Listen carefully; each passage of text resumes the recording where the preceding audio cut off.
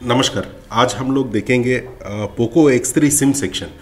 बहुत सारे ऐसा सवाल था, बहुत लोग बोल रहे थे कि सिम के अंदर मतलब हर फ़ोन के अंदर सिमिलर होता है। नहीं है। यहाँ पर देखिए नॉर्मली आपका चेंजेस आते हैं, कहाँ पर क्या क्या चेंजेस आते हैं हम लोग देखेंगे। देखिए नॉर्मली क्या होता है, चेंजेस क्या आता है वो देखना पड़ता है। नॉर्मली आपका डेटा लाइन के अंदर या आपका रीसेट लाइन के अंदर, ओके, और क्लॉक लाइन के अंदर ये जो रेसिस्टेंस यहाँ पर है, ये नॉर्मली आपको इस लाइन के अंदर रेसिस्टेंस आपका 22 ओम्स से लेकर 100 ओम्स के बीच में ही होगा। ओके, इतना में ही होगा। देखिए अगर आपका क्लॉक एंड रीसेट का अगर आपका रेसिस्टर टूट जाता है या कुछ प्रॉब्लम होता है तो आप निकालेंगे, चलता है। मगर डेटा लाइन का रेसिस्टर निकाल के सीधा नहीं करना है। यहाँ पर आपका एक वोल्टेज डिवाइडर का काम कर रहा है। यहाँ पर याद रखिए, यहाँ पर वोल्टेज डिवाइडर का काम कर रहा है, तो इसको आप लोग याद रखना है। तो बहुत लोग बोलते हैं वोल्टेज डिवाइडर का मतलब पुल डाउन रेसिस्टर, नहीं होता। यहाँ पर आपका, यहाँ पर आप स्ट्रक्चर देखेंगे तो यहाँ पर वोल्टेज डिवाइडर का काम कर रहा है। क्लियर? तो इस पर्टिकुलर पोको X3 के अंदर हम लोग देखेंगे तो वोल्टेज कहाँ से आ रहा है। ये वोल्टेज हमें इस सिम के लिए जो वोल्टेज है ये आ रहा है हमारा NFC IC से, नियर फील्ड कम्युनिकेशन IC बोलते हैं, यहाँ से वोल्टेज आ रहा है। क्लियर? ये IC खराब होता है तो आपका ये लाइन शॉर्ट हो जाता है।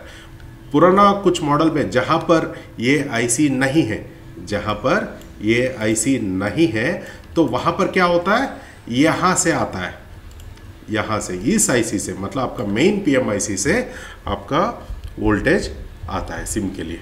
क्लियर? तो आपका दोनों सिम के अंदर से आपको कहाँ से आ रहा है, ये आपका UIM हो सकता है। UIM का मतलब यूज़र आइडेंटिटी मॉड्यूल, सिम का मतलब सब्सक्राइबर आइडेंटिटी मॉड्यूल। ओके, ये सिम के लिए वोल्टेज कौन दे रहा है, आपका NFC IC दे रहा है। क्लियर? ये याद रखना है।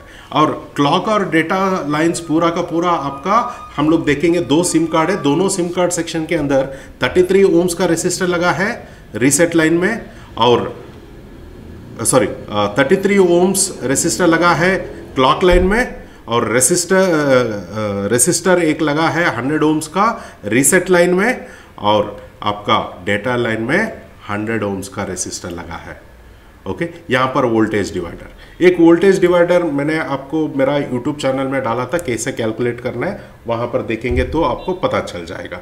फॉर एग्जांपल इसका हम लोग कैलकुलेट करेंगे तो यहाँ पर कितना वोल्टेज आएगा आपको पता चलता है। ओके, ये वोल्टेज डिवाइडर का आप हमारा क्लास देख लीजिए एक बार। ओके, तो ये वोल्टेज डिवाइडर फॉर एग्जांपल बोलता हूँ, यहाँ पर वोल्टेज डिवाइडर कितना आता है।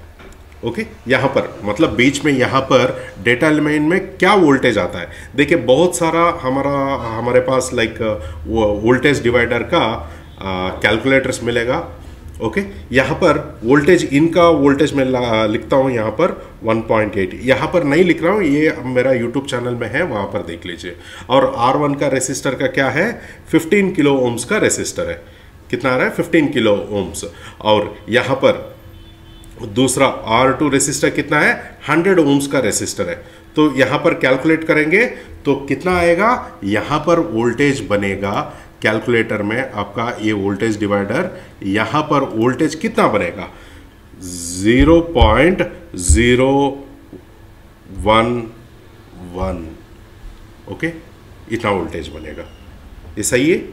तो एक और बार देखेंगे 100 ओम्स। देखिए R1 R2 चेंज करेंगे तो भी बदलने का चांसेस है। तो यहाँ पर R1 कौन सा है, R2 कौन सा है, किस तरीके से पहचानना है। जो वोल्टेज अंदर आ रहा है तो वोल्टेज हमेशा R1 पे आता है और वहाँ से R2 पे जाता है। क्लियर? तो ये क्लियर हुआ। मतलब डेटा लाइन में यहाँ पर वोल्टेज डिवाइडर 0.011 वोल्टेज, 0.01 वोल्टेज यहाँ पर आना है। ओके, यहाँ पर ये वोल्टेज डिवाइडर का काम कर रहा है। क्लियर? तो दोनों केस में यहाँ पर आपका सेम सिमिलर सिचुएशन होने वाला है, आपका सेम डेटा लाइन के अंदर। ओके, यहाँ पर ये वोल्टेज आएगा तभी ये पर्टिकुलर लाइन काम करेगा। क्लियर? यहाँ पर 15 ओम्स का चाहिए, यहाँ पर सीधा भी डायरेक्ट भी हम लोग नहीं कर सकते। 0.01 100 ओम्स के नीचे मतलब 33 ओम्स, 45 ओम्स, 60 ओम्स ऐसा है तो डायरेक्ट जंपर कर सकते हैं, मगर डेटा लाइन में कभी भी आप लोग जंपर डायरेक्ट नहीं करना है।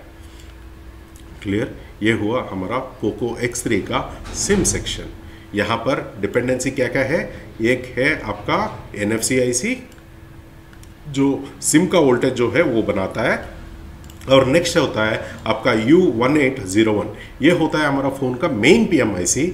ये वाला हमारा डेटा लाइंस के लिए, जो सिम का डेटा लाइन जो होता है उसके लिए जो वोल्टेज ज़रूरत पड़ता है 0.01 वोल्टेज, ये जनरेट करता है हमारा डेटा लाइन के लिए। हमेशा यहाँ पर वोल्टेज चाहिए, ये वोल्टेज जनरेट करता है, वोल्टेज डिवाइडर लगा है, इससे हमें क्या मिल रहा है 0.01 वोल्टेज इसमें डेटा लाइन में यहाँ पर आएगा। क्लियर? ये मॉडल टू मॉडल चेंज होता रहेगा, हर मॉडल में ऐसा ही नहीं होगा।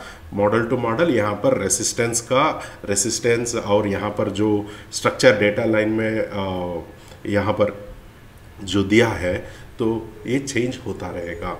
Clear? Thank you very much.